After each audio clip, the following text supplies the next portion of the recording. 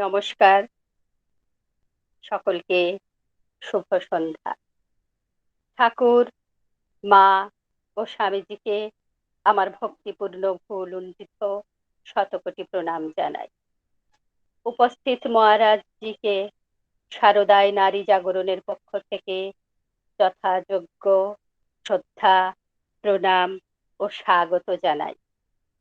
ডিভিনিটিতে উপস্থিত সকল ভাই বোন, দাদা দিদিদের শ্রদ্ধা ও ভালোবাসা জানাই। আজ সান্ধ্যকালীন দেবত্ব সমাবেশের শুভ সূচনা করবেন শান্তি মন্ত্র উচ্চারণের মধ্য দিয়ে আমাদের দিদি মৌসুমী মজুমদার। শুভ সন্ধ্যা। ঠাকুর, মা, স্বামীজির চরণে আমার শতকোটি প্রণাম জানাই। মহারাজজিকে আমার প্রণাম, সশ্রদ্ধ প্রণাম জানাই। উপস্থিত সকলকে আমার প্রণাম জানিয়ে শুরু করছে শান্তি মন্ত্রাহা। ওম শ্রী গুরুভ্যো নমঃ। হরিঃ ওম। सहना भवतु सहनो भुनक्तु सह वीर्यं करवावहै तेजस्विनावधीतमस्तु मा विद्विषावहै। ॐ शान्ति शान्ति शान्तिः। हरिः ओम्। शं नो मित्र शं वरुणः शं नो भवत्वर्यमा शं नो इन्द्रो बृहस्पतिः शं नो विष्णुरुक्रमः। नमो ब्रह्मणे नमस्ते वायो त्वमेव प्रत्यक्षं ब्रह्मासि त्वमेव प्रत्यक्षं ब्रह्म वदिष्यामि। ऋतं वदिष्यामि सत्यं वदिष्यामि तन्मामवतु तद्वक्तारम् अवतु अवतु माम् अवतु वक्तारम्। ॐ शान्ति शान्ति शान्तिः। हरिः ॐ तत्सत्। भद्रं कर्णेभिः शृणुयाम देवाः भद्रं पश्येमाक्षभिर्यजत्राः स्थिरैरङ्गैः पुष्टवागुंसस्तनूभिः व्यशेम देवहितं यदायुः। स्वस्ति नो इन्द्रो वृद्धश्रवाः स्वस्ति नः पूषा विश्ववेदाः स्वस्ति नस्तक्षो अरिष्टनेमिः स्वस्ति नो बृहस्पतिर्दधातु। ॐ शान्ति शान्ति शान्तिः। हरिः ॐ। मधुवाता वितयते मधुक्षरन्ति सिन्धवः माध्वीर्न सन्तशोधिः मधुनक्तम् उत शशि मधुवत् पार्थिवगुं रजः मधुदौरस्तु न पिता मधुमन्नो वनस्पति मधुमं अस्तु सूर्यः माध्वीर्गावो भवन्तु नः। ॐ शान्ति शान्ति शान्तिः। हरिः ॐ। असतो मा सद्गमय तमसो मा ज्योतिर्गमय मृत्युर्मामृतं गमय। ॐ शान्ति शान्ति शान्तिः। हरिः ॐ। पूर्णमदः पूर्णमिदं पूर्णात् पूर्णमुदच्यते पूर्णस्य पूर्णमादाय पूर्णमेवावशिष्यते। ॐ शान्ति शान्ति शान्तिः। हरिः ॐ तत्सत्। श्रीरामकृष्ण अर्पणमस्तु। जय ठाकुर, जय माँ, जय शनि। এখন দিব্যত্রয়ীর প্রণাম মন্ত্র পাঠ করবেন শতবিশা বাসু দিদি।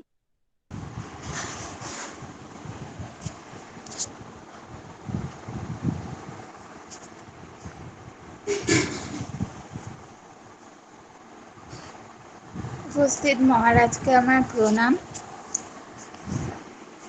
শুরু করছি মা, স্বামীজি এবং ঠাকুরের প্রণাম মন্ত্র। ওম স্থাপকায় চ ধর্মস্য সর্বধর্মস্বরূপিণে অবতার বরিষ্ঠায় রামকৃষ্ণায় তে নমঃ। ওম নমঃ শ্রী ভগবতে রামকৃষ্ণায় তে নমঃ। জননীং শারদাং দেবীং রামকৃষ্ণং জগদ্গুরুং পাদ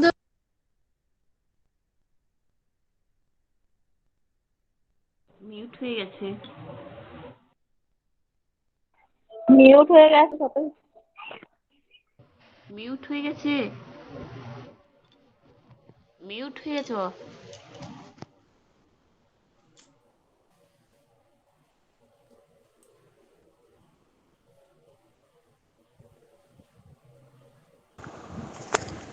ও শোনা যায়নি। অনেকখানি শোনা যায়নি। ঠিক আছে, আমি আবার পড়ছি।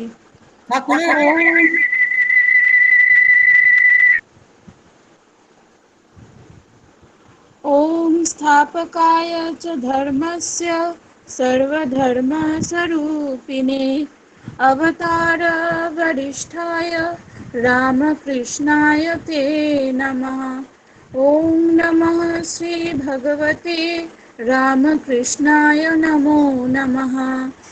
জননীং শারদাং দেবীং রামকৃষ্ণং জগদ্গুরুং পাদপদ্মে তয়োশ্রিত্য প্রণমামি মুহুর্মুহুः।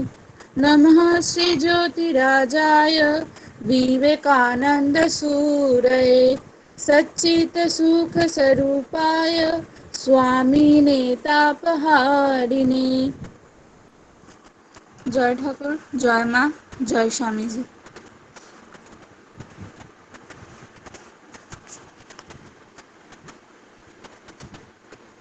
আমরা ধন্য, কৃতার্থ, আপ্লুত যে শারদাই নারী জাগরণ পরিচালিত আজকের দেবত্ব সমাবেশে আমাদের মধ্যে পেয়েছি প্রধান অতিথির আসনে পূজনীয় শ্রদ্ধেয় শ্রীমৎ স্বামী নরসিংহানন্দজি মহারাজকে। পূজনীয় মহারাজজি রামকৃষ্ণ মিশন মঠের একজন সন্ন্যাসী এবং স্বামী বিবেকানন্দ প্রতিষ্ঠিত রামকৃষ্ণ মিশনের সদস্য। বর্তমানে তিনি রামকৃষ্ণ মিশন কোঝিকোড কেরালা কেন্দ্রে সম্পাদক পদে আসীন। এখানে একটি হায়ার সেকেন্ডারি স্কুল, একটি কিন্ডারগার্টেন স্কুল ও একটি পলিক্লিনিককে সুচারুভাবে তিনি পরিচালনা করে চলেছেন। পূজনীয় মহারাজজি প্রবুদ্ধ ভারত পত্রিকার সম্পাদক পদে আসীন থেকে সুদক্ষ হাতে সুচারুরূপে পরিচালনা করেছেন। এই ইংরেজি মাসিক পত্রিকাটি স্বামীজি 1896 খ্রিস্টাব্দে প্রথম প্রকাশ করেন, যার বিষয়বস্তু ছিল সমাজবিজ্ঞান ও মানবতা। পূজনীয় মহারাজজি টিচিংস অফ স্বামী বিবেকানন্দ এই পুস্তকে একটি বিশেষ খণ্ড সম্পাদনা করেন এবং নামকরণ করেন বিবেকানন্দ রিডার। বিশেষভাবে তিনি আলোকপাত করেন ভারতীয় শিক্ষা, ভারতীয় দর্শন, ভারতের সমাজবিদ্যা, ভারতীয় ধর্ম ও ধর্মের সমাজ বিজ্ঞানের উপর। ধর্মীয় দর্শন ও ধর্ম বিষয়ক অধ্যয়ন, এই অধ্যয়ন ও ধর্ম বিষয়ক বইগুলি তিনি ইংরেজি, সংস্কৃত, মালয়ালম, বাংলা, তামিল ইত্যাদি ভাষায় প্রকাশনা করেন। পূজনীয় মহারাজজি অধ্যয়ন ও প্রকাশনা এই দুই পথে নিজেকে এগিয়ে নিয়ে চলেছেন। প্রকৃতপক্ষে তিনি একজন সুপরিচালক, সুসম্পাদক ও ধর্মীয় চিন্তার বিশেষজ্ঞ। আজ আমরা পূজনীয় মহারাজজিকে আমাদের মধ্যে পেয়েছি। তার মূল্যবান সময় ও মূল্যবান বক্তব্য দিয়ে আমাদেরকে তিনি সমৃদ্ধ করবেন। আজকের বিষয় জীবন গঠন তথা মনের নিয়ন্ত্রণে প্রাত্যহিক জীবনচর্চায় যম ও নিয়মের প্রয়োজনীয়তা। এই বিষয়ে তিনি আমাদেরকে সমৃদ্ধ করবেন। পূজনীয় মহারাজজিকে আবারও স্বাগত জানাই শারদাই নারী জাগরণের দেবত্ব সমাবেশে তার মহামূল্যবান বক্তব্য প্রদান করার জন্য। মহারাজজি, আপনি আপনার বক্তব্য শুরু করতে আহ্বান করছি।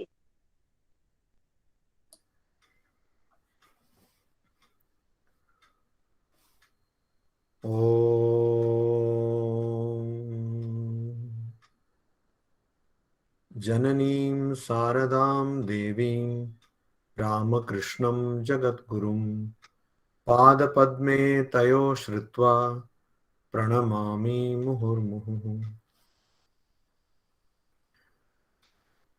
এই সন্ধ্যাবেলায় এখানে আপনারা যারা উপস্থিত হয়েছেন আপনাদের সকলকেই আমার আন্তরিক নমস্কার আর ভালোবাসা। হ্যাঁ বলছেন, কিন্তু এখানে আওয়াজ আসছে না কেন? এটা কোনটা, এটা কমে আছে কি? সকলকে অডিও ভিডিও অফ রাখার জন্য অনুরোধ জানাচ্ছি।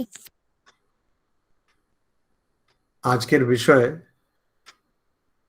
যেমন আপনারা দেখেছেন এতে গ্রুপে দেওয়া হয়েছে, আজকের বিষয় হচ্ছে জীবন গঠন তথা মনের নিয়ন্ত্রণে প্রাত্যহিক দিনচর্যায় যম ও নিয়মের প্রয়োজনীয়তা। ঠাকুর মান হুশ এই কথাটা বলছেন। মানুষ মানে যার মান আছে আর হুশ আছে, মান আছে।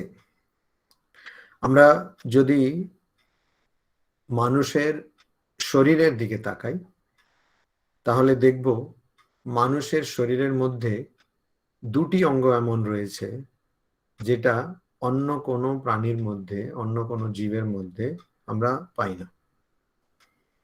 একটা হচ্ছে সোজা মেরুদণ্ড, সোজা মেরুদণ্ড। মানুষের আগে যে জীব বা যে প্রজাতি সেই ক্রম বিকাশে যে এসছে তার মধ্যে কিন্তু এই মেরুদণ্ড একটু ঝুঁকে রয়েছে, একটু বেঁকে রয়েছে। মানুষের মধ্যে এটা সোজা হয়ে রয়েছে। আর আমরা বলি অমুক মানুষের, অমুক ব্যক্তির, অমুকের মেরুদণ্ড নেই, অমুকের মেরুদণ্ড আছে এই জন্য ও রুখে দাঁড়ায় ইত্যাদি। এই কথা আমরা বলে থাকি। প্রত্যেক ভাষায় এরকম একটা কথা আছে, যেমন ইংরেজিতে আছে স্পাইনলেস, অর্থাৎ যার মেরুদণ্ড নেই। মানে এই কথা বলতে আমরা বোঝাই যার কোনো আদর্শ নেই। তো মেরুদণ্ড আদর্শের প্রতীক। আরেকটি অঙ্গ রয়েছে মানুষের শরীরের মধ্যে, এটা হচ্ছে আমাদের হাতের এই আঙ্গুলটা, এই বুড়ো আঙ্গুলটা একদম আলাদা হয়ে রয়েছে। এটা অন্য কোনো জীবের মধ্যে, অন্য কোনো প্রজাতির মধ্যে আমরা পাই না। এটা থাকার জন্য আমরা কাজ করতে পারি, জিনিসগুলো ধরতে পারি, আমাদের নানান রকম যে উপকরণ সেগুলো ধরে আমরা নানান ধরনের কাজ করতে পারি। তো মানুষ প্রজাতির ক্রম বিকাশে এটা একটা, এই দুটো সোজা মেরুদণ্ড আর এই হাতের বুড়ো আঙ্গুল, এইগুলোর বিকাশ এইভাবে আলাদা হয়ে যাওয়া, এইটা একটা বিশাল বড় ঘটনা। আর এই মেরুদণ্ড কি বোঝায়? আদর্শকে বোঝায়। আর এই বুড়ো আঙ্গুলটা কি বোঝায়? অধ্যবসায়, মানে পরিশ্রম করা, শ্রম করার। আমাদের খাটতে হবে, আদর্শটাকে সামনে রেখে এগিয়ে চলতে হবে। এটাই আমাদের শরীরের বৈশিষ্ট্য মানুষ। এজন্য মান থাকতে হবে, আদর্শটা থাকতে হবে, হুশ আমি কে, আমি কি করতে পারি, এই বোধটা আমাদের দরকার, এই বোধটা আমাদের থাকতে হবে, থাকা প্রয়োজন। এবারে ভগবদ গীতায় বলা আছে, যদি কেউ ইন্দ্রিয়র টানে কাজ করে, মানে ইন্দ্রিয় যেগুলো, ইন্দ্রিয়গুলি যেখানে টানছে সেদিকে যায়, ইন্দ্রিয় যেদিকে নিয়ে যাচ্ছে সেদিকে যায়, তাহলে ওর অবস্থা কিরকম হবে বলছে। আমরা সবাই জানি এই শ্লোকটা, আমরা অনেকবার শুনেছি। ইন্দ্রিয়ানাম হি চরতাম यन्मनः अनुविधीयते तदस्य हरति प्रज्ञाम वायुर्नावम इव अम्बसी। যেন ঝড়ে আটকে গেছে এমন একটা নৌকো, সে নৌকোর কোনো মাঝারি নেই, তার কোনো দিশা নেই, ফলে সে যেদিকে বাতাস নিয়ে যাচ্ছে, যেদিকে ঝড় নিয়ে যাচ্ছে, সেদিকে সে নৌকোটা যাচ্ছে।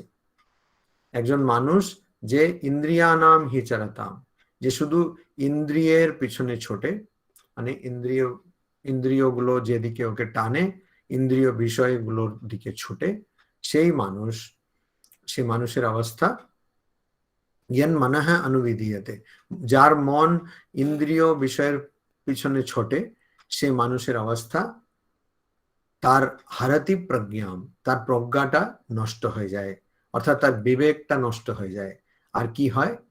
বায়ুর নাবম ইবা অম্বসি, অম্বসি বায়ুর নাবম ইবা, মানে জলে যেমন একটা ঝড়ে আটকে গেছে এরকম একটা নৌকোর মতন অবস্থা তার হয়। তো এখানে প্রথম আমাদের প্রশ্ন করতে হবে যে খাচ্ছি দাচ্ছি ভালোই আছি, কেন আমায় এই যম বা নিয়ম এগুলো করতে হবে? ইয়মা নিয়মা সংস্কৃতে যাকে বলা হয়, সেটা আমি কেন করতে যাব? আমি ভালোই আছি। অনেককে যখন বলা হয় যে বিবেক, বৈরাগ্য এগুলো দরকার, তখন তারা বলেন কেন মহারাজ, আমরা তো ভালোই আছি। তখন যদি বলা হয় শাস্ত্রের কথা যে আত্যন্তিক দুঃখ নিবৃত্তি, অর্থাৎ একেবারে সমস্ত দুঃখ সে মিটে যাবে, দুঃখের জলাঞ্জলি দিয়ে দেব, আমার জীবনে আর দুঃখ বলে কিছু থাকবে না, অর্থাৎ মন আর শরীর কষ্ট পেলেও আমি আর কষ্ট পাবো না, এরকম একটা অবস্থা আমি পেতে পারি। এটা যদি বলা হয় তাহলে ওরা বলবে যে মহারাজ তাহলে ওটা কিরকম জীবন হলো? একটু দুঃখ থাকবে, একটু সুখ থাকবে, সেটাই না জীবন? সেটাই তো জীবন। সেই কোনো দুঃখই থাকলো না, শুধু সুখটা থাকলো বা আনন্দে থাকলাম, সেটা আবার কিরকম জীবন? এরকম মানুষ বলে থাকে। ফলে ওইটাকে আর বেশি তারা গুরুত্ব দেন না, তারা বলে না এটা কোনো জীবন হলো না, ঠিকই আছি আমরা, আমরা ভালোই আছি। তো এইটা কেন একজন মানুষ বলছে? কেন সে ইন্দ্রিয় ছাড়া তার কোনো অস্তিত্ব বা ইন্দ্রিয় বিষয় ছাড়া তার কোনো অস্তিত্ব খুঁজে পাচ্ছে না বা বুঝতে পারছে না। অনেকে জিজ্ঞেস করে যে মহারাজ যদি আমরা ভগবান লাভ করে ফেলি তাহলে আমার কি হবে? অর্থাৎ আমি যে আছি আলাদা করে, আমি যে বারবার আশ্রমে যাচ্ছি, মহারাজদের প্রণাম করছি, ঠাকুরকেও প্রণাম করছি, আমি যে এরকম অনলাইন ক্লাসে অনেক কিছু শুনছি, সেই আমিটা কোথায় যাবে? তো ফলে আমি ব্রহ্মজ্ঞান যদি লাভ করি তাহলে তো আমি কোনো কিছুই করতে পারবো না, তাহলে আমার জীবন রুগ্ন শুকনো হয়ে যাবে, আর আমি বলে কিছু থাকবে না। তো এই জন্য এটা কি, আবার অনেকে বলে মহারাজ যদি সবাই এরকম সন্ন্যাসী হয়ে যায়, আবার সবাই এরকম ত্যাগের জীবন নিয়ে নেয়, তাহলে সংসারটা চলবে কি করে? অতএব আমরা ভগবানের বিশেষ উপকার করছি, তার সাহায্য করছি, যেহেতু ভগবান সংসার চালাচ্ছেন, আমরা নিজের জন্য এই সংসারে আসছি না, আমরা ভগবানের জন্য, ভগবানের সংসার চালানোর সে সাহায্য করার জন্য আমরা আছি, এরকম অনেকে বলে। এটা একদম মজা করছি না, সত্যি বলে। এখানে কথাটা হচ্ছে একটা গল্প, সে গল্প বৃষ্টি হচ্ছিল, সমুদ্রের উপরে বৃষ্টি হচ্ছিল, বৃষ্টির দুটো জলের ফোঁটা পড়ছিল। তো একটা জলের ফোঁটা আরেকটা জলের ফোঁটাকে জিজ্ঞেস করছে যে ভাই আমরা কোথায় যাচ্ছি? তো আরেকটা জলের ফোঁটা বলল আমরা এই সমুদ্রে চলে যাব। তখন প্রথম বলল তাহলে আমার অস্তিত্ব কি থাকবে, আমি তো মরে যাব। তখন দ্বিতীয়টা বলল যে না, তুমি ওরকম ভাবছো কেন, তুমি এখন মাত্র একটা জলের ফোঁটা, কিন্তু তুমি যখন সমুদ্রে মিশে যাবে তুমি সাগর হয়ে যাবে, তুমি সমুদ্র হয়ে যাবে। স্বামীজি এই কথাটাকেই বলছেন জ্ঞান যোগে, অন্যভাবে বলছেন। উনি বলছেন যে মানুষ নিজের ব্যক্তিত্ব, ওটাকে ইংরেজিতে একটু জোর করে একটু ব্যঙ্গ করে বলছেন ইন্ডিভিজুয়ালিটি। ইন্ডিভিজুয়ালিটি, মানুষ নিজের ব্যক্তিত্ব হারাতে চায় না। তো এই যে যেটাকে আমরা বলছি ব্যক্তিত্ব, ব্যক্তিত্ব এটা আসলে কি?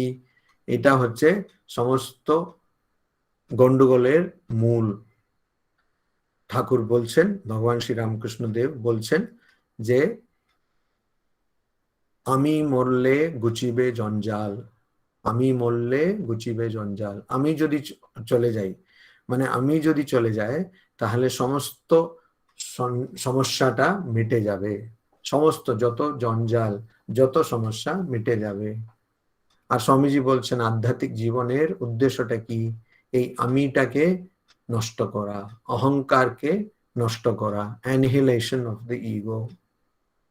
যদি আমরা দেখি মানুষ যে বলি মানুষ প্রজাতি, তা আমি আগে যেমন বললাম দুটি অঙ্গ আমাদের মধ্যে রয়েছে যেটা অন্য জীবের বা অন্য প্রজাতির মধ্যে আমরা পাই না।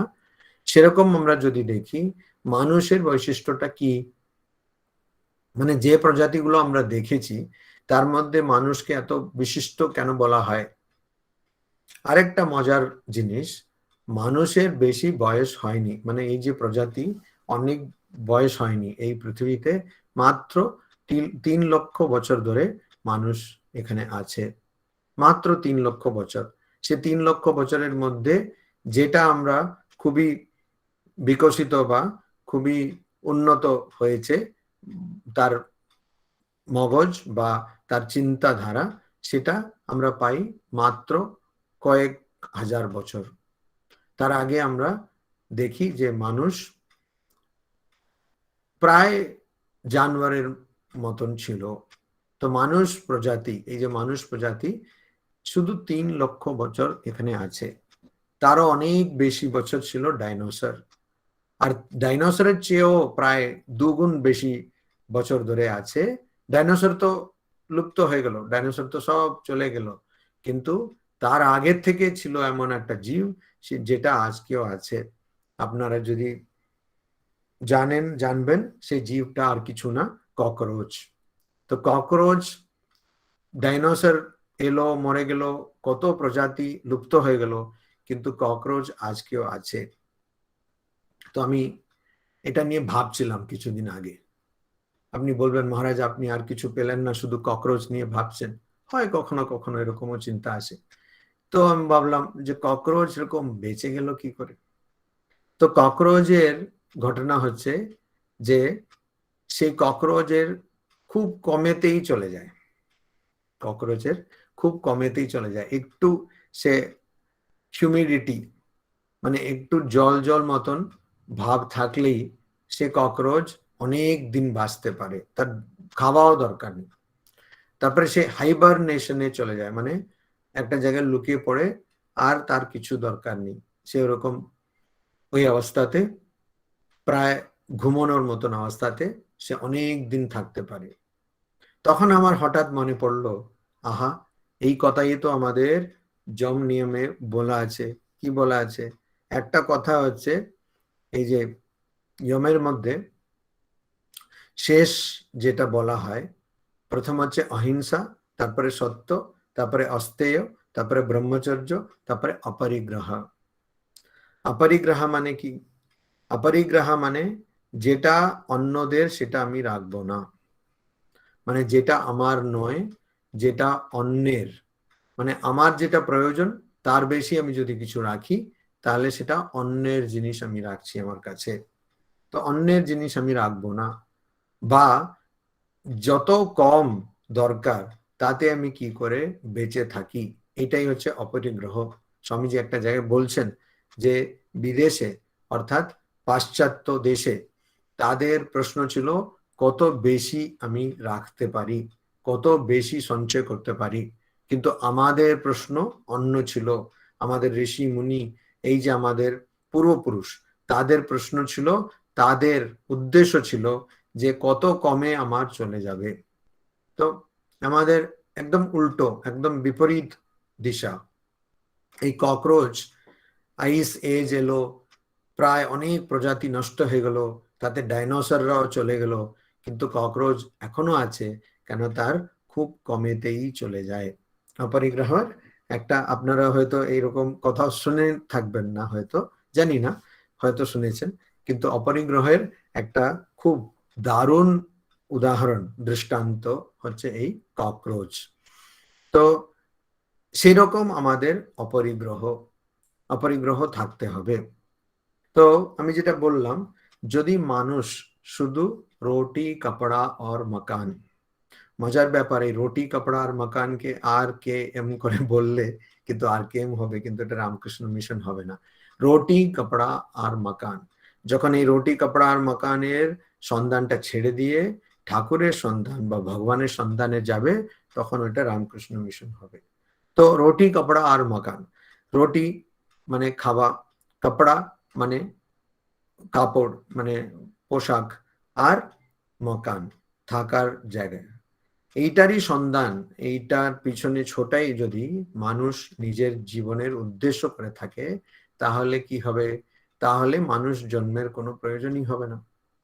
কেননা যে কোনো জীব, যে কোনো প্রজাতি এটা করছে, রুটি কাপড়া আর মাখান, এটার পিছনে ছুটছে, খাওয়া আর পোশাক কাপড় আর থাকার জায়গায় বাড়ি, এটার পিছনে ছুটছে, যে কোনো জীব ছুটছে। তো মানুষ জন্ম, আমরা যে মানুষ জন্ম পেয়েছি, সে মানুষ জন্ম পাওয়ার জন্য আমরা কি যোগ্য, সেই কথাটা আমাদের জিজ্ঞেস করতে হবে নিজেকে। আমরা যে এই কথাটা জিজ্ঞেস করি নিজেকে, তাহলে বুঝবো যতক্ষণ না আমরা মানুষ, এই যে শরীর মন তারপরে প্রাণ, প্রথমে শরীর, 5টে কোষের কথা আপনারা শুনে থাকবেন, পড়ে থাকবেন। প্রথমে হচ্ছে অন্নময় কোষা, তারপরে প্রাণময় কোষা, তারপরে মনোময় কোষা, বিজ্ঞানময় কোষা আর আনন্দময় কোষা। এই 5টে জিনিস যে আবরণ, আমাদের প্রকৃত স্বরূপকে আমরা যে এরকম ঢেকে রেখেছি, সেই 5টে আবরণকে ছাড়িয়ে যেতে হবে, সে আবরণকে ছাড়িয়ে যেতে হবে। পঞ্চকোষ অতীত, তখন আমাদের প্রকৃত স্বরূপটা কি সেটা আমরা বুঝতে পারবো। প্রকৃত স্বরূপটা কি আমাদের বুঝতে পারবো। আমি তো মনে করি বেশিরভাগ আমরা এই শরীর, আর সেটাতেও আবার কে পুরুষ কে নারী, এটাতে আটকে আছি। পুরুষ নারী এই ভেদের মধ্যেই আমরা আটকে রয়েছি। আমাদের যত চিন্তা সব শরীরের মধ্যে।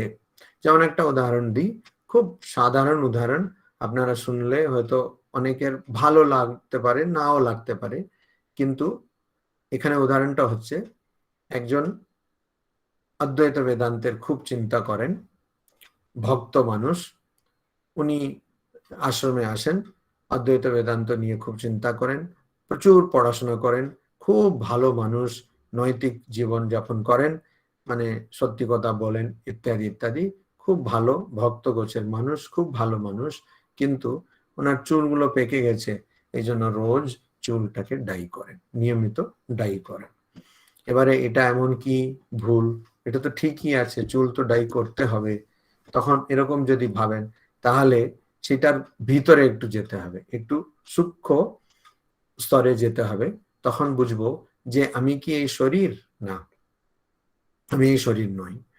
আমি যদি এই শরীর নই, তাহলে আমি এই চুলটা তো পাকবেই, সেই যে পাকা চুল সেটাকে আমি ডাই করছি কেন?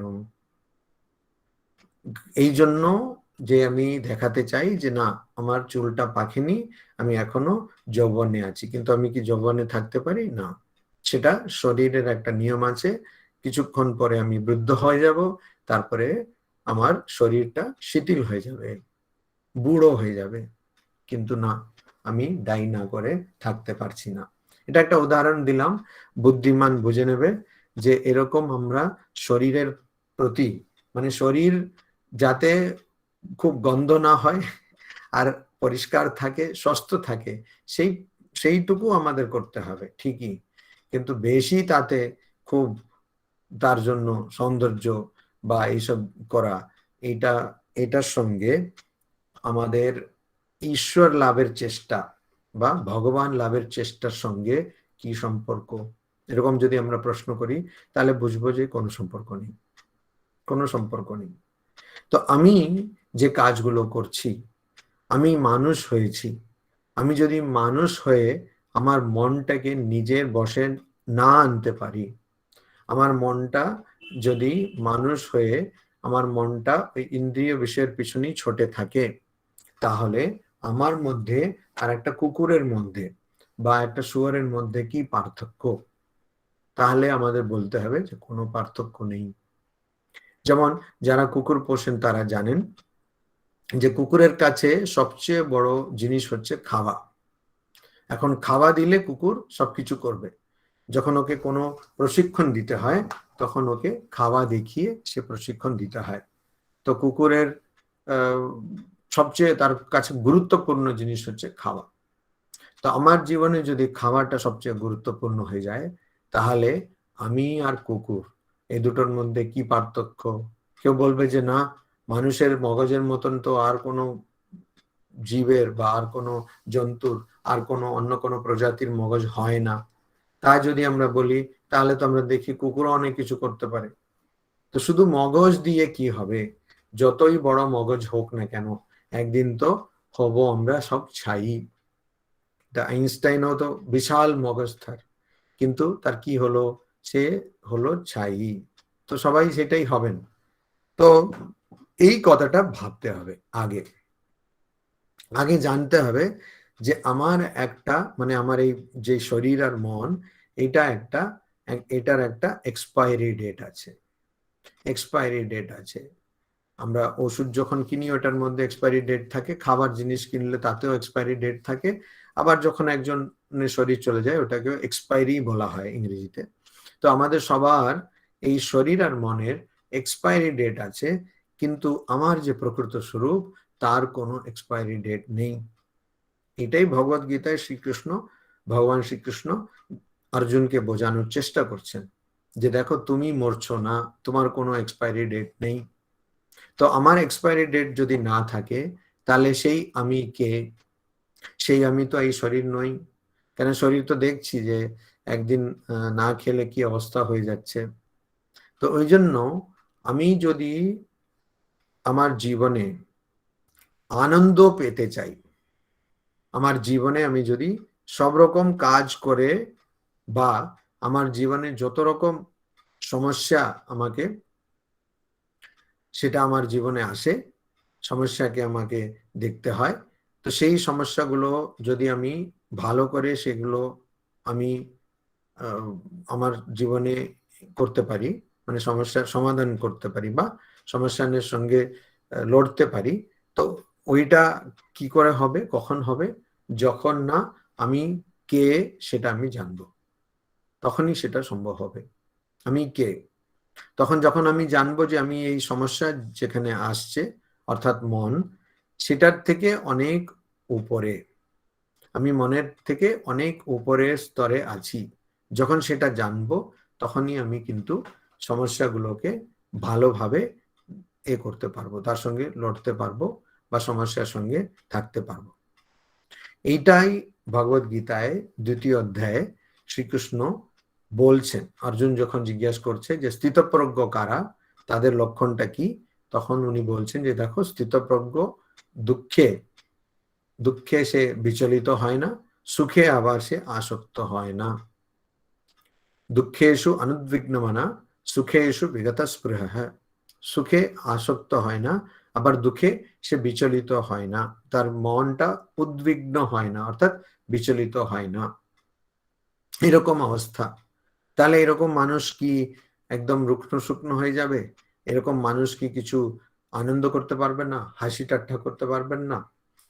তো ওইটার উত্তর হচ্ছে না। স্বামী বিবেকানন্দ যখন বিদেশে ছিলেন, অনেকে নালিশ করেছিলেন যে স্বামীজি আপনি সবসময় হে হে হে হে করে হাসতে থাকেন, এটা যেন খুব ফাজলামি ফাজলামি হয়ে যাচ্ছে, খুব ফাজিল হয়ে যাচ্ছে, এটা কি ঠিক? আপনি একটু আরো গম্ভীর হয়ে থাকবেন।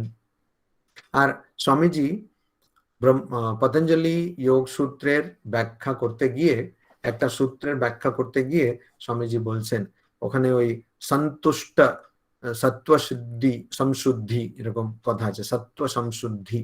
তো ওখানে উনি বলছেন যে যে মানুষের the first sign that you are becoming religious is that you are becoming cheerful, যে তুমি ধর্মীয় পথে বা ধর্মের পথে এগিয়ে যাচ্ছ, ওটার প্রথম লক্ষণটা কি? যে তোমার মুখটা হাসি মুখ হয়ে যাচ্ছে, চিয়ারফুল। সবাই ওই বাংলাতে খুব ভালো একটা কথা আমরা বলি, বাংলার পাঁচের মতন মুখ। আমি দেখি অনেকের মুখ সেরকম থাকে, কেন থাকে জানি না। অবশ্য স্বামীজি ওখানে একটা দিচ্ছেন, হিন্ট দিচ্ছেন, একটা ক্লু দিচ্ছেন, বলছেন long face might be because of dyspepsia. অর্থাৎ ডিসপেপসিয়া তখনকার দিনের একটা ব্যবহার করা হতো সেই শব্দ। ডিসপেপসিয়া মানে পেট খারাপ, যার পেট খারাপ হয়েছে, বদহজম হয়েছে, তো ওই ব্যক্তি, সেই ব্যক্তিটাই কি থাকবে, তার মুখটা বাংলার পাঁচের মতন থাকবে। তো এখানে আমরা একটা জিনিস বুঝি, পেট যদি পরিষ্কার হয় তাহলে মনটা ভালো থাকবে। তো এই কথাটা ঠিকই আছে, কিন্তু যখন আমি জানবো যে এই প্রপঞ্চটা নশ্বর, এখানে যাই আমি দেখছি, যাই অনুভব করছি, সেগুলো কোনোটাই নিত্য নয়, তখন আমার কি হবে? যেমন একটা হয়তো সিনেমা দেখলাম, সিনেমা ভালো হতে পারে, নাও হতে পারে। সিনেমা দেখাকালীন অনেকে হাসতে পারেন, আবার একটু কাঁদতেও পারেন, আবার একটু ভয়ে ভয়ে থাকতে পারেন যদি হরর সিনেমা হয়। তো এরকম যদি থাকে, তাহলেও কিন্তু সিনেমা শেষ হয়ে যাবার পরে বা সিনেমা চলাকালীনই আমি জানি যে এটা সিনেমা, এটা সত্যি নয়, এটা সত্য নয়, এটা সিনেমা, এটা আমি জানি। তো ওই রকম আমি কখন এই জগৎটাকে আমি এখানে আনন্দে থাকতে পারবো? যখন জানবো যে এখানে যা আমি দেখছি সেগুলো সবই অনিত্য। এই জন্য প্রথম জিনিস যেটা সবাই বোঝে, যে এমনকি যারা বলেন যে জীবনে সুখ আছে দুঃখ আছে, দুটো সুখ দুঃখ মিলেই থাকবে, তারাও বোঝেন, তারাও কি বোঝেন? তারাও বোঝেন যে দুঃখ আছে, তারাও বোঝেন দুঃখ আছে। মনে হয় দেবব্রত দত্ত উনি কিছু প্রেজেন্ট করছেন, তো এটাকে বন্ধ করতে হবে মনে হয়। তো তো দুঃখ আছে, দুঃখ আছে, এটা সবাই বোঝে। তো ভগবান বুদ্ধ বলছেন দুঃখম দুঃখম সর্বম দুঃখম, জগতে সবকিছু দুঃখ। তো সবকিছু দুঃখ না থাকলেও দুঃখ মাঝে মধ্যে আমরা অনুভব করি। তো দুঃখ থেকে নিজেকে যদি আমরা মুক্ত করতে চাই, দুঃখ থেকে নিজেকে মুক্ত করতে চাই, তাহলে আমাদের কি করতে হবে? আমাদের আগে মনটাকে আমাদের বশে আনতে হবে। কেন মনকে বশে আনতে হবে? মন যখন আমাদের নিয়ন্ত্রণে আসবে, শুধু তখনই আমরা মনকে অতিক্রম করে যেতে পারবো। যখন মনকে অতিক্রম করে যাব, শুধু তখনই আমরা আমাদের প্রকৃত স্বরূপকে বুঝতে পারবো বা ভগবানকে বুঝতে পারবো। ভগবানকে বোঝা মানে ভগবানকে লাভ করতে পারবো, ভগবানের অনুভূতি প্রাপ্ত করব, ভগবানের অনুভব লাভ করব। ভগবানকে অনুভব করতে পারবো শুধু যখন আমরা মনের স্তর থেকে মানে মনের স্তর থেকে উঁচুতে উঠবো, মনের স্তরকে পেরিয়ে উঠবো, শুধু তখন এই অনুভূতিটা আমার হবে। তো যখন একটা সমস্যায় আমি আছি, ধরুন এটা আমাদের সবার সঙ্গে ঘটে থাকে কি, যে মানুষ একজন বন্ধুকে খুব ভালো সে অ্যাডভাইস দেয় যে দেখো তোমার এরকম হয়েছে, তুমি এটা করো এটা করো, আর সেই অ্যাডভাইসটা শুনে তার কাজও লেগে যায়, ভালো হয়। কিন্তু সেই সমস্যা যখন নিজের বেলায় হয়, মানে নিজের যখন এই সমস্যাটা হয়, তখন একদম মাথা চলে না, কাজ করে না। কেন? কেন ওই সমস্যার মধ্যে আমরা জড়িয়ে রয়েছি, ওই সমস্যার মধ্যে আমরা জড়িয়ে রয়েছি বলে। তো যে কোনো সমস্যাকে যদি সমাধান করতে হয়, তাহলে ওই সমস্যার থেকে একটু ঊর্ধ্বে উঠতে হবে বা সমস্যা থেকে একটু সরিয়ে আসতে হবে, তখন আমরা ভালো করে সমস্যাটাকে বুঝতে পারি। এটাই এখানে আমাদের বোঝা দরকার। তো ঠিক সেরকম আমি যতক্ষণ মনের স্তরে আছি, আমি মনকে নিয়ন্ত্রিত করতে পারবো না, আমাকে মন থেকে একটু সরে আসতে হবে। আর মনটাকে সরে আনবো কি করে? পতঞ্জলি যোগ সূত্রে পতঞ্জলি বলছেন যে যখন শরীরটাকে একদম সুস্থ রাখা হয়, এই আসন প্রাণায়াম ইত্যাদি করে শরীরটাকে যখন সুস্থ রাখা হয়, তাহলে ওইটার কি লাভ হয়? ওইটা শরীরটাকে যখন সুস্থ রাখা হয়, তার ফলটা কি হয়? তার ফলটা এটাই হয় যে শরীরের বোধ থাকে না, শরীরের বোধ থাকে না। যদি শরীর সুস্থ না থাকে, তাহলে কেউ যদি ধ্যান করতে বসে, তাহলে ওর হাঁটু ব্যথাটা মনে করে দেবে যে আছি স্যার, হাঁটু ব্যথা আছে, তারপরে কোমরে ব্যথা আছে, এরকম অনেক কিছু, মাথা ব্যথা আছে, ঘাড়ে ব্যথা আছে, এগুলো সব মনে করে দেবে। তো ওই শরীরটাকে আগে সুস্থ রাখতে হবে। ঠিক সেরকম মন যদি সুস্থ থাকে বা মনটাকে আমরা যদি নিয়ন্ত্রণে রাখি, তাহলে মন আমাদের কোনো কষ্ট দেবে না, আমরা খুব সহজভাবেই মনকে অতিক্রম করতে পারবো। যারা জপ ধ্যান করেন, তাদের সবচেয়ে বড় সমস্যাটা কি? যে জপ করছি, ধ্যান করছি, কিন্তু মনটা স্থির থাকছে না।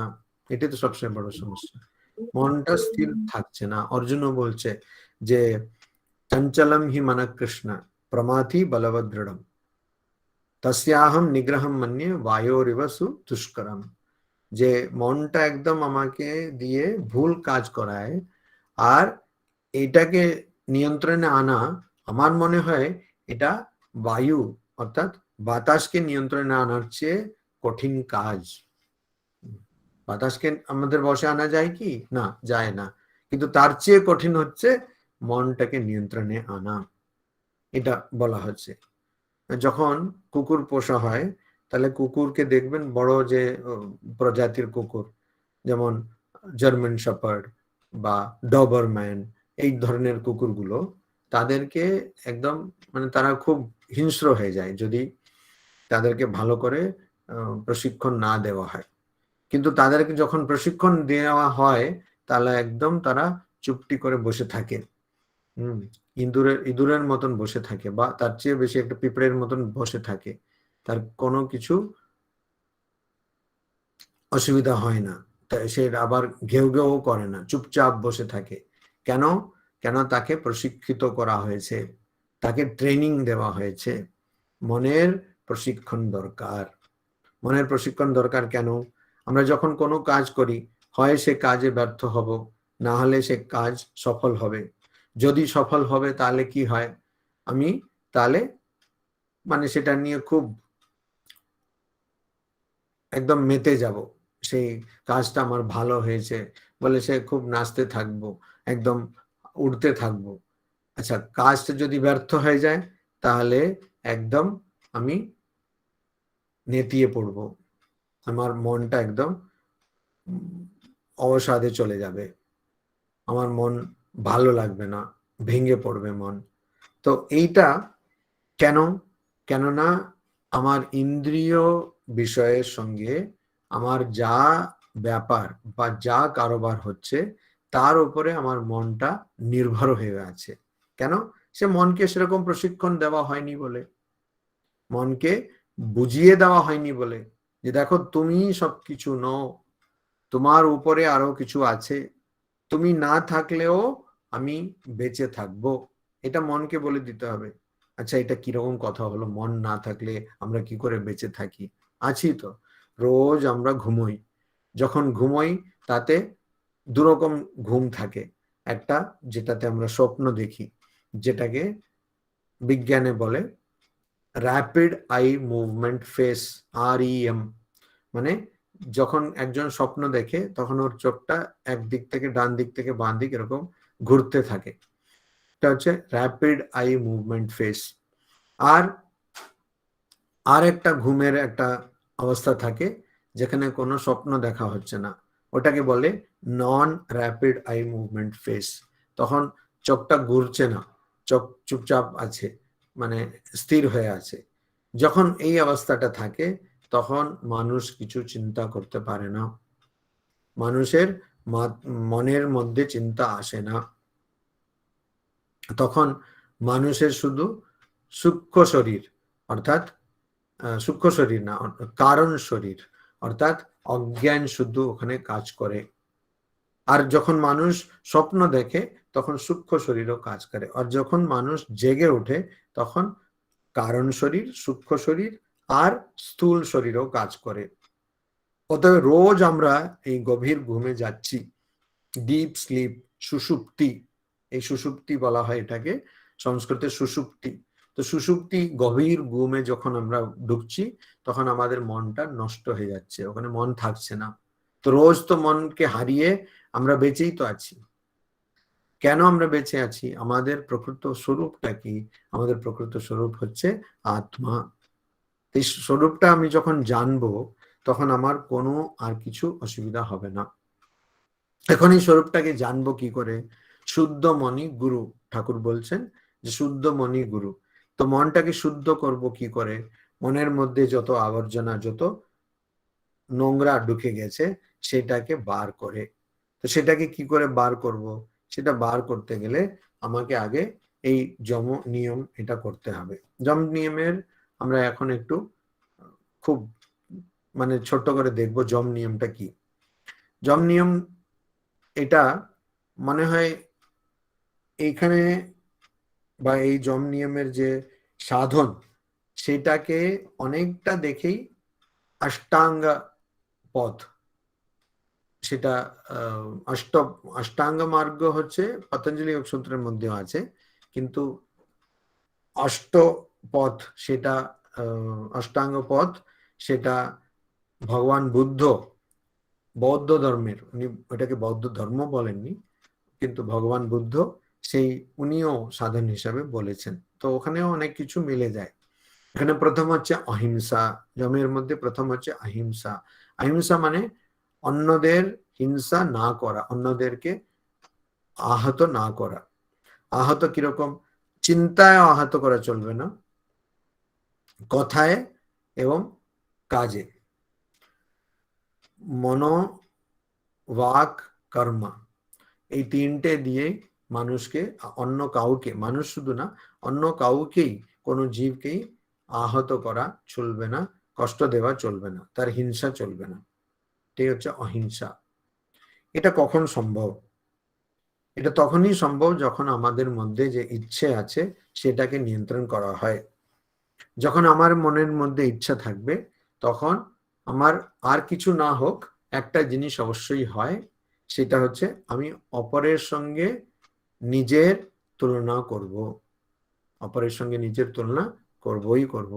বেশিরভাগ মানুষ যাদের মানসিক অসুবিধা হয়, মনের রোগ হয়, মানসিক কষ্ট হয়, তাদের সমস্যা এখানেই, তারা অপরের সঙ্গে নিজের তুলনা করেন। তো যাদের মনের রোগ হয় না তারাও বেশিরভাগ করতে থাকেন, কিন্তু তারা একটা নিয়ন্ত্রণের মধ্যে থাকেন বলে সেটা তারা বুঝতে পারেন না। কিন্তু এটা সবচেয়ে বড় মনের রোগ, কি? অপরের সঙ্গে নিজের তুলনা করা। জগতের যদি ইতিহাসটাকে আমরা দেখি তাহলে দেখব যে কোনো মানুষ যে অপরের সঙ্গে নিজের তুলনা করেছে কখনো বড় মানুষ হয়নি, বড় ব্যক্তিত্ব হয়নি। বা যারা ইতিহাসে কিছু করে গেছেন তারা কিন্তু কখনো একজনও কখনো অন্যদের সঙ্গে নিজের তুলনা করে বড় হয়নি। ওই জন্য অহিংসা মানেটা কি? অহিংসা মানে আমি অপরকে আহত করছি। আহত করছি কেন? তাকে কষ্ট দিচ্ছি কেন? কেননা আমি ওর কাছে যা আছে সেটা চাইছি। এটা হচ্ছে অহিংসা। হয় তার প্রাণ চাইছি, মানে তাকে খেতে চাইছি হয়তো, বা তার চিন্তার উপরে নিজের প্রভাব বা তার চিন্তাটাকে পাল্টানোর চেষ্টা করছি, বা সে আনন্দে আছে সেটা আমার ভালো লাগছে না, এই জন্য ওকে একটু কষ্ট দিতে হবে, সেটা করছি। এরকম নানান কারণে আমি অপরকে আহত করছি, সেটাই হচ্ছে হিংসা। তো সেটা না করা হচ্ছে অহিংসা। কখন সেটা হবে? যখন আমার মধ্যে একটুও আগ্রহ বা ইচ্ছা থাকবে না।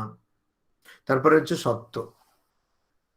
আসলে ঠাকুর বলে গেছেন যে সত্য রক্ষা করলেই কলিযুগের ওইটাই তপস্যা, আলাদা করে কিছু করতে হবে না। সত্য রক্ষা করলেই তপস্যা।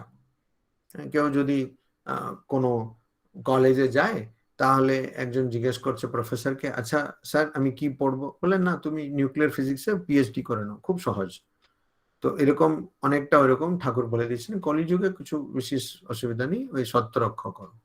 তো সত্য রক্ষা করতে গেলে কি হয় সেটা যারা চেষ্টা করেছেন তারা জানেন। কিন্তু সত্য রক্ষা করলে নিজের যে অস্তিত্ব, আমি যে সবসময় রয়েছি, আগেও ছিলাম, এখনো আছি, পরেও থাকবো, এই শরীর মন সব নষ্ট হয়ে গেলেও আমি থাকবো, এই যে আমার সৎ বলে যে সবসময় শাশ্বত আমার অস্তিত্ব, সেটা আমি বুঝতে পারবো যদি আমি সত্য রক্ষা করি। তারপরে হচ্ছে অস্তেয়। অস্তেয় মানেটা কি? অস্তেয় হচ্ছে চুরি না করা। চুরি না করা। এবার চুরি না করা মানে, চুরি না করা মানে আমি যা বলছি সেটাকে সত্যে প্রতিষ্ঠিত হতে হবে।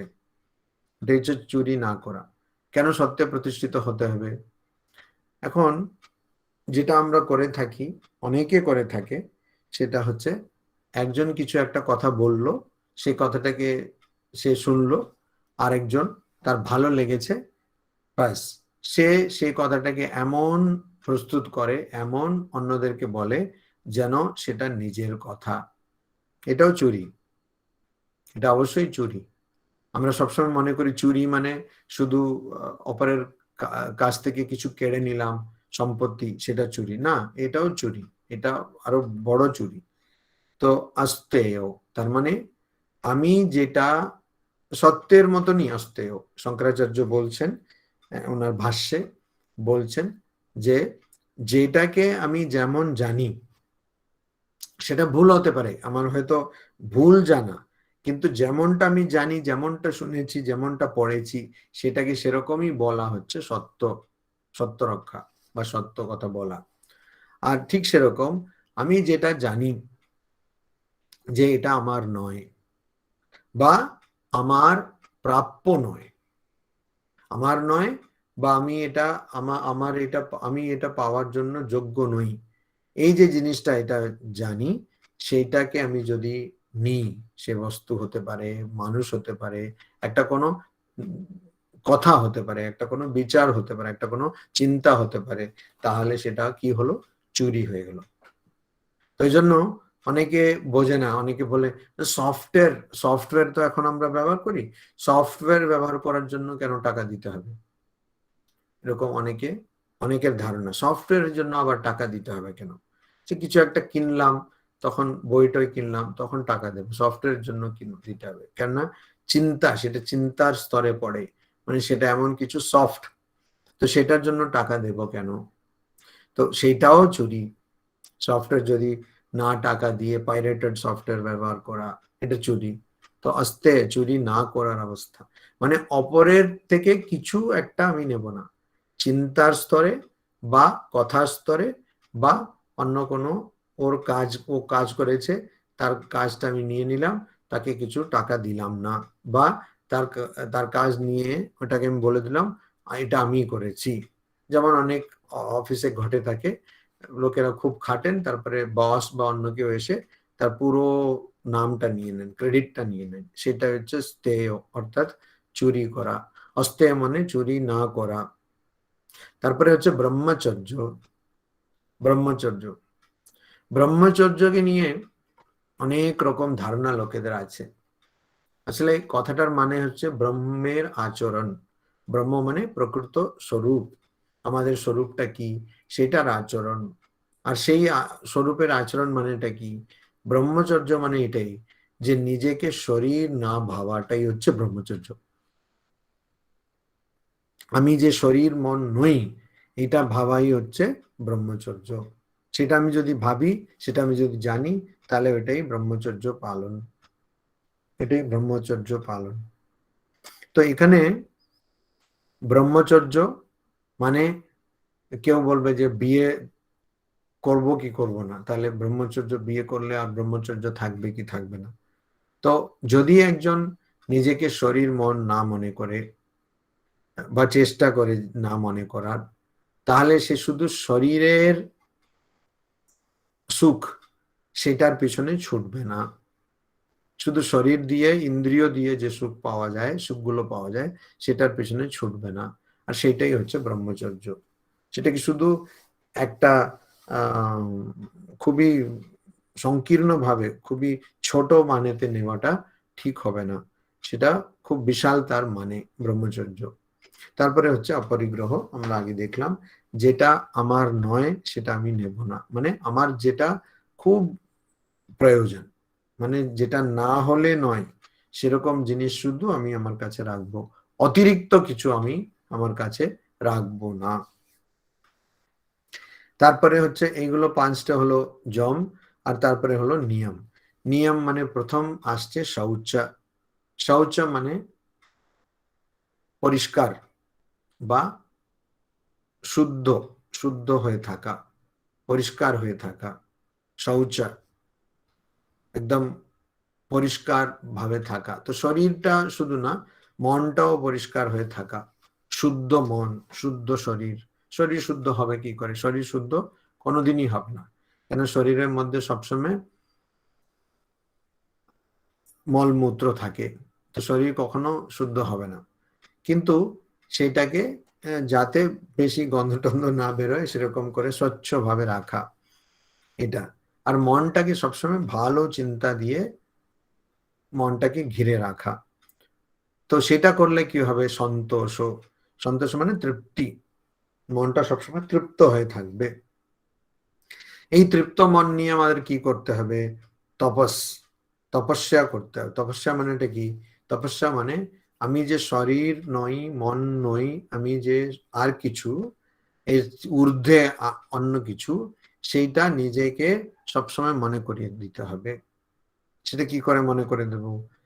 শরীর আর মন সবসময় যেটা চাইছে সেটা শরীর আর মনকে না দিলেই সেটা আমি মনে করতে পারবো। ওই জন্য তপস। তপস মানে হচ্ছে, তপ মানে হচ্ছে তাপ, তাপ। আর এই তাপ কি করে সৃষ্টি হয়? যখনই একটা কোনো জিনিস একটা দিশায় যাচ্ছে, তার উল্টো দিশায় ওটাকে টানা হচ্ছে, তখন এই তাপ সৃষ্টি হয়। তো আমাদের ইন্দ্রিয়গুলো বহির্মুখী, বাইরের দিকে ছুটছে, সেগুলোকে টেনে ভিতরে যখন করা হয়, যেমন কঠোপনিষদে বলা আছে, আবৃত্ত চক্ষুহু অমৃতত্ব ইচ্ছন, যারা অমৃতত্ব অর্থাৎ নিজের প্রকৃত স্বরূপটাকে যারা জানতে চায়, তারা কি করেন? যারা পরাং পশ্যতি না অন্তরাত্মন, যে বাইরের দিকে ছুটছে এই ইন্দ্রিয়গুলো, সেগুলোকে তারা ঘুরিয়ে তারা কি করে? তারা নিজের দিকে সেটাকে আকর্ষণ করে, নিজের দিকে মানে ভিতরে, মানে নিজের প্রকৃত স্বরূপের দিকে তারা ওটাকে মোড় ঘুরিয়ে দেয়, সেটা। তো ওইটাই হচ্ছে তপস। ওইটা দিয়ে তাপ সৃষ্টি হয়, তপস। আর তারপরে হচ্ছে স্ব অধ্যায়, স্বাধ্যায়। স্ব অধ্যায় মানে দুটো মানে হয় এটাতে।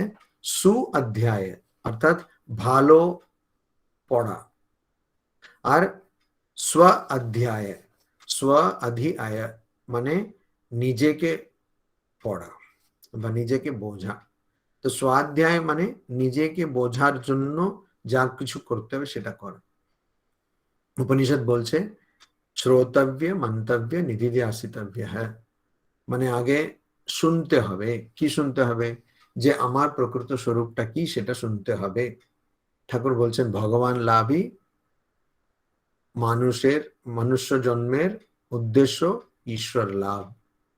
তো এটা আমি শুনলাম, শুনে তারপরে ওটার মধ্যে আমার পুরো বিশ্বাসটা হয়ে গেল, আমি পুরোপুরি এটাকে বিশ্বাস করছি।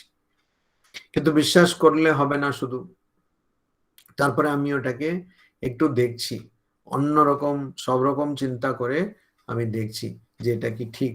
সেটাকে বলে মানে না মানে একদম গভীর ভাবে সূক্ষ্ম স্তরে সেটা চিন্তা করা।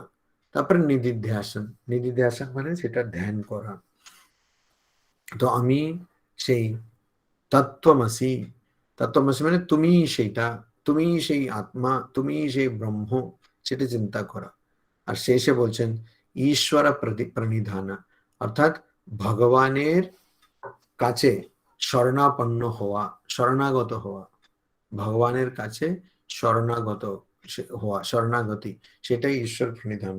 এই জন্য 18 অধ্যায়ের শেষের দিকে একদম ভগবান শ্রীকৃষ্ণ বলছেন সর্বধর্মান পরিত্যজ্য মামেকম শরণম ব্রজ अहम त्वा सर्व पापेभ्यो मोक्षयिष्यामि মা শুচঃ দুঃখ করো না।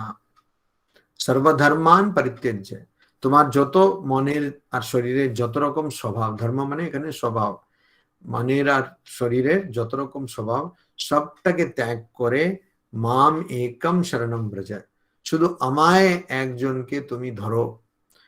যদি ধরতে পারো তাহলে अहम त्वा सर्व पापेभ्यः मोक्षयिष्यामि, আমি তোমাকে সব পাপ থেকে অর্থাৎ সব ভুল ভ্রান্ত ধারণা থেকে আমি তোমাকে মুক্ত করব।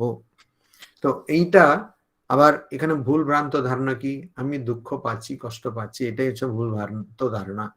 আর মনের স্বভাব এটা, সেটা যেই হোক না কেন, মনের স্বভাব এটা যে মন, যারই মন থাকবে সে যতই বড় হোক না কেন, মন মানুষকে দুঃখে নিয়ে যাবে, শরীর মানুষকে কষ্ট দেবে। এজন্য এটা শরীর যারই হোক না কেন, স্বামী বিবেকানন্দের, ঠাকুরের, মায়ের সবাই কষ্ট পেলেন, শরীরে কষ্ট পেলেন, সবার শরীরটা চলে গেল। তো এই শরীর আর মনের স্বভাবটাই এরকম, ওটার স্বভাবটাই এরকম। ওই জন্য শরীর আর মনটাকে পেরিয়ে তার ঊর্ধ্বে উঠলে পরে তখন আমরা আমাদের প্রকৃত স্বরূপ, আমরা যে ভগবানের সন্তান, অমৃতস্য পুত্র আহা, আমরা ভগবানের সন্তান, সেই দিব্য তত্ত্বের সন্তান, তো সেই আমাদের প্রকৃত স্বরূপ যেটা, সেটা আমরা জানতে পারি।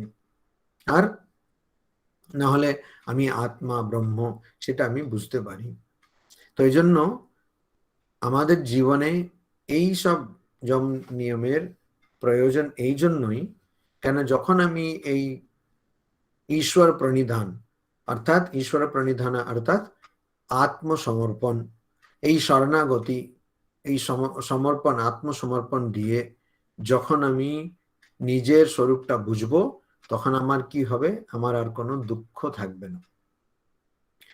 এখানে ইয়াময়ের মধ্যে অপরিগ্রহের কথা বলছে, মানে যে যে জিনিস আমার কাছে থাকছে না, সেই যে জিনিস থেকে আমার দুঃখ থাকছে না। আমি যেই কোনো একটা জিনিস ত্যাগ করে দিচ্ছি, সঙ্গে সঙ্গে সেই জিনিস থেকে আমি সুখ পাচ্ছি না ঠিকই, কিন্তু দুঃখটাও আর পাচ্ছি না। তো ওই জন্য ত্যাগের এখানে প্রয়োজন। তো আজকে এই সন্ধ্যাবেলায়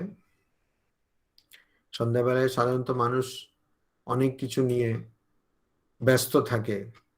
সেই সন্ধ্যার বেলায় এত মানুষ, এখন দেখছি 120 দেখাচ্ছে, মানে আমাকে বাদ দিলে 119, কিছুক্ষণ মানে এটা 130 অব্দি চলে গেছিল।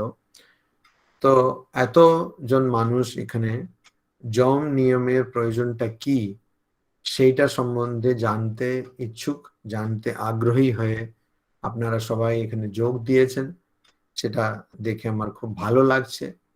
আর আমার ঠাকুরমা স্বামীজির শ্রীচরণে এই প্রার্থনা যে ইহাস, যেমন ভগবান বুদ্ধ বললেন ইহাসনে শুষ্যতু মে শরীরম, অর্থাৎ এই আসনে আমার শরীরটা শুকনো হয়ে যায়, মানে শুকে যায়, কিন্তু যে বোধ বা জ্ঞান অনেক কোটি কোটি কল্পে দুর্লভ, সেই জ্ঞানটা জন্য আমি পাই। বা গীতাতে যে বলেছে যে ইহাইব তাইহি জিতঃ সর্গঃ, এখানেই এই জন্যই যারা জ্ঞানকে বুঝেছেন, তত্ত্ব জ্ঞান যারা পেয়েছেন, তারা আসক্তিটাকে জয় করেছেন।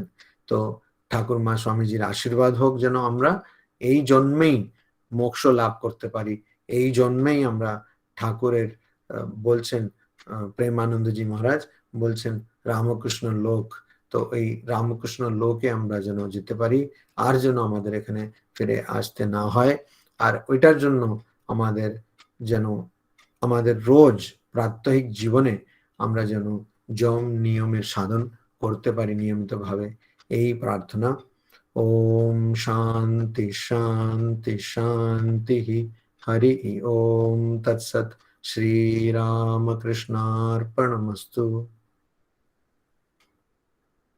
এতক্ষণ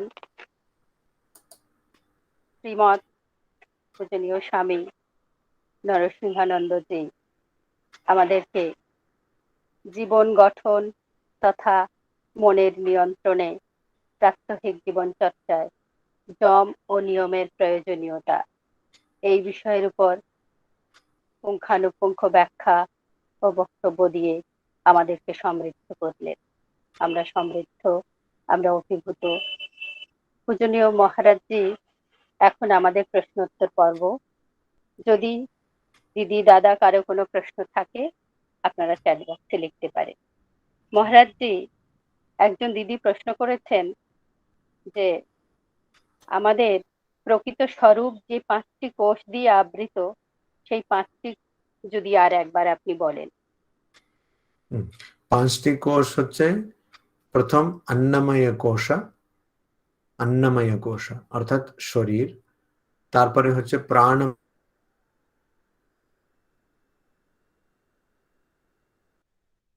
অর্থাৎ মন, তারপরে হচ্ছে বিজ্ঞানময় কোষ অর্থাৎ বুদ্ধি, আর শেষে আনন্দময় কোষ। এই যে আমরা সুখ পাই ওসব আনন্দময় কোষে থাকে। তো এই 5টে কোষ, अन्नमय कोश, प्राणमय कोश, मनोमय कोश, विज्ञानमय कोश और आनंदमय कोश।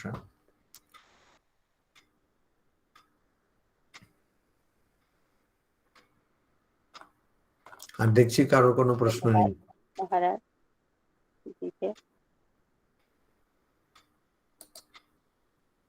এখন পূজনীয় মহারাজজিকে ধন্যবাদ জ্ঞাপন করবেন আমাদের সারদা নারী জাগরণের সদস্যা তাপসী ঘোষ দিদি। স্বামী নরসিংহানন্দজি মহারাজকে জানাই শারদীয়া নারী জাগরণের পক্ষ থেকে সশ্রদ্ধ প্রণাম। মহারাজজি কেরালার কোঝিকোড় আশ্রমের সম্পাদকের পদে আসীন। মহারাজজি 1997-এ রামকৃষ্ণ মিশন পরিমণ্ডলে যোগদান করেন। তিনি যাদবপুর বিশ্ববিদ্যালয়ের ভিজিটিং ফ্যাকাল্টি, আইআইটির মতো প্রখ্যাত শিক্ষা প্রতিষ্ঠানে তিনি ম্যানেজমেন্ট বিষয়ে নিয়মিত বক্তব্য রাখেন। রিডিং রিলিজিয়ানের সম্পাদক মণ্ডলীর সদস্য, interdisciplinary research group on consciousness studies এর আন্তর্জাতিক সদস্য, bio ethics and human rights এর ইউনেস্কো চেয়ারে তিনি অলংকৃত করে রয়েছেন। তার অমূল্য সময়ের বেশ কিছুক্ষণ জীবন গঠন তথা মনের নিয়ন্ত্রণে প্রাত্যহিক জীবন চর্চায় যম ও নিয়মের প্রয়োজনীয়তা সম্বন্ধে যে সাবলীল বক্তব্য জ্ঞাপন করলেন, আমরা অভিভূত, মন্ত্রমুগ্ধের মতো শ্রবণ করলাম, আমরা ঋদ্ধ হলাম। তার বক্তব্য জীবন চর্চায় অনুসরণ করার মানুষ রাখি অবশ্যই। আশা রাখি তার এই অমূল্য সময়ের সাথী হয়ে আজ যেমন আমরা সমৃদ্ধ হলাম, আবারও আমরা তার সান্নিধ্য পাবো। আমাদের এই আমন্ত্রণ রইল আগামী দিনে। শারদীয়া নারী জাগরণের সকল সদস্যদের পক্ষ থেকে মহারাজজিকে জানাই ভূলুণ্ঠিত প্রণাম। জয় ঠাকুর, জয় মা, জয় স্বামীজি। মহারাজজি প্রণাম। এখন আজকের দেবত্ব সমাবেশের সমাপ্তি সঙ্গীত নিবেদন করবেন রিন্টি বাসু দিদি। মহারাজকে আমার সশ্রদ্ধ প্রণাম। কে তুমি মা বলো না আমায়, কে তুমি মা বলো না আমায়, বলো মা, বলো মা,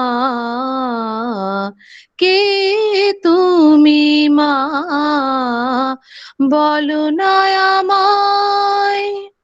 ভগবান পূজে কেন তব রাঙা পায়, ভগবান পূজে কেন তব রাঙা পায়। একি অপরূপ লীলা আজি ধরায়, একি অপরূপ লীলা আজি ধরায়, একি অপরূপ লীলা আজি ধরায়। কে তুমি মা বলো না আমায়, বলো মা, বলো মা, বলো মা। হরিদে রাখো পদ কালী করালিনী মা, হরিদে রাখো পদ কালী করালিনী মা। মা, মা,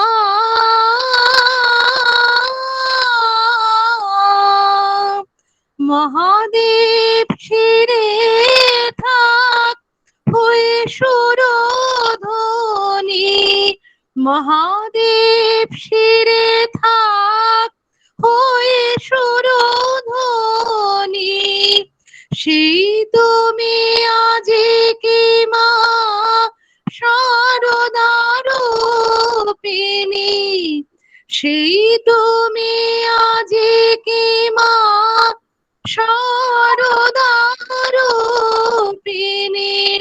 শ্রীরাম কৃষ্ণ তাই বুঝিলা তোমায়, শ্রীরাম কৃষ্ণ তাই বুঝিলা তোমায়।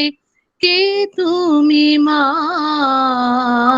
বলো না আমায়, বলো মা, বলো মা, বলো মা।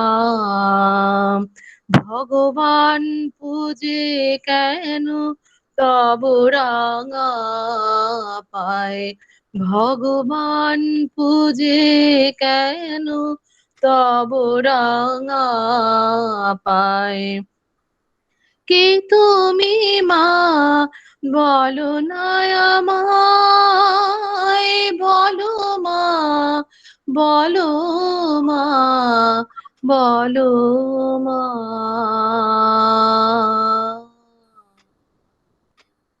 জয় মা, জয় ঠাকুর, জয় স্বামীজি। পূজনীয় মহারাজজিকে শারদাই নারী জাগরণের কার্যবিবরণী সম্পর্কে অবগত করার জন্য বলছি। প্রতি সোমবার থাকে ডিভিনিটি অর্থাৎ দেবত্ব সমাবেশ। দেশ ও দেশের বাইরের বিভিন্ন শিক্ষা প্রতিষ্ঠান ও রামকৃষ্ণ মিশনের শাখা কেন্দ্র থেকে মহারাজ ও শিক্ষাবিদরা আসেন, বিভিন্ন বিষয়ের উপর আমাদেরকে সমৃদ্ধ করে। প্রত্যেক বুধবার 4টে থেকে 6টা থাকে স্টাডি সার্কেল। এখানে দিদি, বোনেরা, মায়েরা ঠাকুরমা স্বামীজির বই, কথামৃত, গীতা, আবৃত্তি, গান ইত্যাদি পাঠের মধ্যে দিয়ে একে অন্যকে ঋদ্ধ করে। প্রতি বৃহস্পতিবার আসেন নিবেদিতা প্রাণা মাতাজি। তিনি স্বামীজির উপরে বক্তব্য দিয়ে আমাদেরকে সমৃদ্ধ করে। প্রতি শনিবার থাকে সঙ্গীত সন্ধ্যা। এখানে প্রত্যেক দিদিরা তাদের নিজ নিজ ক্ষেত্র থেকে পূজা পর্যায়ের বিভিন্ন কবিতা, গান নিবেদন করেন এবং কথামৃত পাঠ, গীতা পাঠ ইত্যাদি আলোচনা নিবেদন করে। প্রতি রবিবার থাকে অমৃতাস্য পুত্রা, 4 থেকে 6টা। এখানে 14 বছরের নিচে শিশুরা অংশগ্রহণ করে, যোগদান করে। তাদের চরিত্র গঠন, সুঅভ্যাস গঠন, মেন্টাল কনসেন্ট্রেশন ইত্যাদির উপরে দিদিরা আলোকপাত করেন এবং তারা তাদের নিজ নিজ ক্ষেত্র থেকে নিজেদেরকে তুলে ধরার চেষ্টা করে। এছাড়া থাকে এভরিডে মর্নিং প্রেয়ার, 5টা 15 থেকে 6টা 20 সকাল। আর সন্ধ্যায় আরাত্রি বা সান্ধ্য আরাত্রি থাকেন 6টা 15 থেকে 6টা 45। এবং এছাড়া থাকে অনেক বিষয়ের উপর ভিটিপি প্রোগ্রাম, অর্থাৎ ভ্যারিয়াস ট্রেনিং প্রোগ্রাম। সেখানে দিদিরা স্ব ইচ্ছায় একে অন্যকে সমৃদ্ধ করার জন্য এই ক্লাসগুলি নিয়ে থাকেন। Spoken English, spoken Hindi, spoken Sanskrit, computer, dance, Bharatanatyam, Odissi, Kathak, music, ঠাকুরমা স্বামীজির গান এবং যোগা, রিসাইটেশন ও ড্রয়িং ইত্যাদি ক্লাস চলতে থাকে। আর শারদায় নারী জাগরণ সম্পূর্ণ মহিলা মা বোনেদের দ্বারা পরিচালিত একটি সংগঠন। এর পাশাপাশি ভাইয়েদেরও একটি সংগঠন আছে, ইয়াং সোলজার অফ স্বামীজি নামে। এখানে একই রকম কার্যবিবরণী এবং কার্যাবলী এখানে নিয়মিত চর্চা ও আলোচনা করা হয় এবং এগুলো পালন করা হয়। পূজনীয় মহারাজ নরসিংহানন্দজিকে শারদায় নারী জাগরণের পক্ষ থেকে আবারও ভুলুণ্ঠিত প্রণাম। মহারাজজিকে আমরা আবারও আমাদের মধ্যে পাবো এই আশা রাখি। তিনি আবারও অমূল্য সময় এবং বক্তব্য দিয়ে আমাদেরকে সমৃদ্ধ করবেন। জয় ঠাকুর, জয় মা, জয় স্বামীজি। আমাদের পরবর্তী দেবোত্তর সমাবেশ অর্থাৎ 31-10-21 তারিখে উপস্থিত থাকবেন স্বামী তত্ত্বাতীতানন্দজি Maharaj, Ramakrishna Mission art and culture এর আর্ট গ্যালারির ইনচার্জ, গোলপার্ক, কলকাতা। পূজনীয় মহারাজজি, শারদায় নারী জাগরণের পক্ষ থেকে আপনি প্রণাম নেবেন। আপনি সুস্থ থাকুন, ভালো থাকুন, এই প্রার্থনা দিব্যত্রয়ীর কাছে। জয় ঠাকুর, জয় মা, জয় স্বামীজি। আজকের দেবোত্তর সমাবেশ এখানেই সমাপ্ত করা হবে। প্রণাম মহারাজ। প্রণাম। নমস্কার। প্রণাম।